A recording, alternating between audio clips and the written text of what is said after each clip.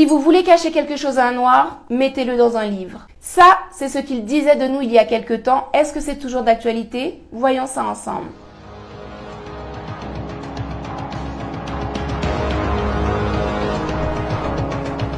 Bienvenue sur Afrique Résurrection, je suis Safiane Joylife, chercheuse en histoire et culture africaine. Alors le fait d'accéder à la connaissance uniquement par les livres est totalement révolu puisqu'avec les réseaux sociaux, internet, il y a une quantité et une qualité d'informations qui circulent dans le monde entier et surtout qui est accessible gratuitement. Donc de toute façon, cette phrase n'est plus d'actualité. Pour autant, il faut bien garder en tête que les livres sont pour la plupart du temps les sources les plus fiables. Sur internet, n'importe qui peut s'improviser expert et d'ailleurs il y a énormément d'intox, c'est-à-dire de désinformation qui circule sur les réseaux sociaux. Mais un livre revient très cher à produire et ce n'est pas forcément rentable. Du coup, il y aura beaucoup moins de personnes qui vont engager des frais pour produire un livre qui raconte n'importe quoi. Tout ça pour vous dire que même si les livres ne sont plus les seuls garants pour pouvoir diffuser des informations et des connaissances, il reste quand même indispensable pour pouvoir accéder à des connaissances des plus fiables. Cette vidéo, c'est pour vous donner des pistes de lecture, surtout à ceux d'entre vous qui ne savent pas par quoi commencer. Alors, je commence dans l'ordre chronologique avec Inventeur et savant noir de Yves Antoine,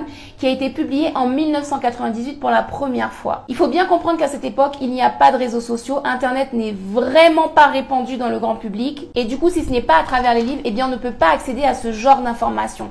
Et je peux vous dire que dans les années 90, même si c'est la fin des années 90, eh bien, ce n'était pas du tout commun de valoriser l'histoire des Noirs et encore moins de mettre en lumière des héros, des héroïnes, des scientifiques, bref, des personnages positifs de notre communauté. Donc Yves Antoine fait partie des pionniers de notre époque en termes de diffusion à large échelle de notre histoire. Je m'arrête d'ailleurs un instant pour vous présenter vite fait qui est Yves Antoine. Il est né et il a grandi à Haïti. Il a d'ailleurs fait ses études là-bas jusqu'au lycée. Ensuite, il est parti étudier dans divers endroits, Espagne, États-Unis, Canada. Et ce qui est admirable, c'est qu'il a choisi, malgré une époque qui ne s'intéressait pas au sujet, eh bien, il a choisi de mettre ses compétences au service de sa communauté, c'est-à-dire pour informer sa communauté sur des personnages grandioses. Dans son livre Inventeur et savant noir, on retrouve énormément de domaines scientifiques différents, notamment la chimie, la biologie, la pharmacologie, la médecine, l'électronique, l'électricité, bref, notre communauté a brillé dans tous les domaines. Alors les points forts de son livre, c'est d'abord qu'il est très rapide à lire. Le deuxième point fort, eh bien, c'est qu'on découvre énormément d'inventions qu'on utilise au quotidien. On continue avec le livre Reine d'Afrique et héroïne de la diaspora noire publié en 2004. Là, il s'agit de Sylvia Serbin. Elle est journaliste, elle a des origines antillaises, mais elle a vécu l'essentiel de sa vie en Afrique, dans divers pays. Elle a vécu une histoire horrible avec ce livre où une maison d'édition allemande a pris son livre, transformé le contenu pour dire tout l'inverse, c'est-à-dire pour ridiculiser les personnages, et a vendu la fausse version de son livre pendant des années. Elle a mené un combat digne des plus grandes reines guerrières pour récupérer les droits de son livre. Et après près d'une décennie d'enchaînement de tribunaux, de cours de justice, elle a récupéré les droits de son livre, elle l'a réédité, elle l'a enrichi avec de nouveaux personnages. Donc s'il vous plaît, honorez son combat en vous procurant ce livre précieux. D'une part pour soutenir tout ce qu'elle a investi financièrement dans ce combat juridique, mais également parce que c'est une mine d'informations extraordinaire. On poursuit avec un livre qui est devenu un incontournable dans énormément des bibliothèques de notre communauté. Un livre publié en 2011 par Lilian Thuram.